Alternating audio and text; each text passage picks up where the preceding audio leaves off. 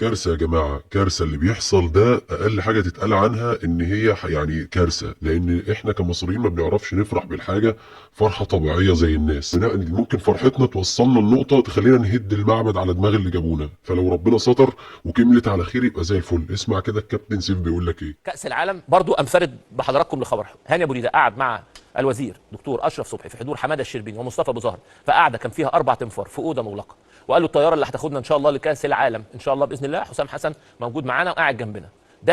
ده من قبل دور ال 16.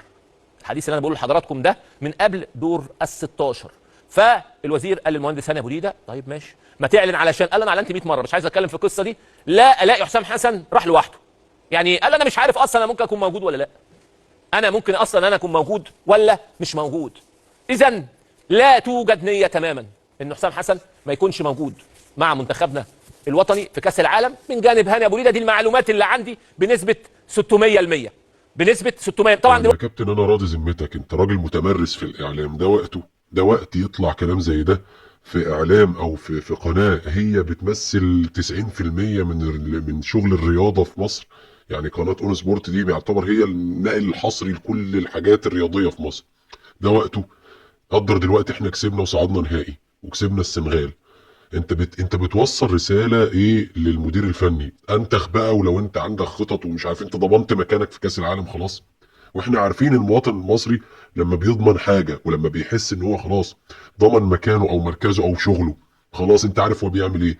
قدر احنا دلوقتي اتغلبنا، يعني ايه وضعنا دلوقتي؟ طيب انت يعني انت من ضمن الاسباب. طيب يعني انت كانك طالع بتقول للمدرب بص انت خلاص، انت كده كده كسبت ما كسبتش، خدت البطوله ما خدتش البطوله، فانت حط في بطنك بطيخه صيف، انت المدير الفني للمنتخب في كاس العالم. يعني يا جماعه الف ب اعلام يعني احنا مش هنعلمكم، انتوا متمرسين ووصلتوا لمراحل المفروض ان انتوا تبقوا عارفين الكلام ده. يعني يا جماعه خلاص وصلنا لمرحله بنقول يا رب ناخد الكاس ويا رب ناخد البطوله. ما يبقاش ده شكلنا وما يبقاش دي طريقه التفكير بتاعتنا. كل همنا ان حسام حسن يكمل معانا في كاس العالم. يعني الراجل عامل شغل محترم وعمال يكافح عشان يوصل للمرحله دي. احنا المفروض يعني ندعمه بطرق تانية، مش ندعمه بالطريقه دي.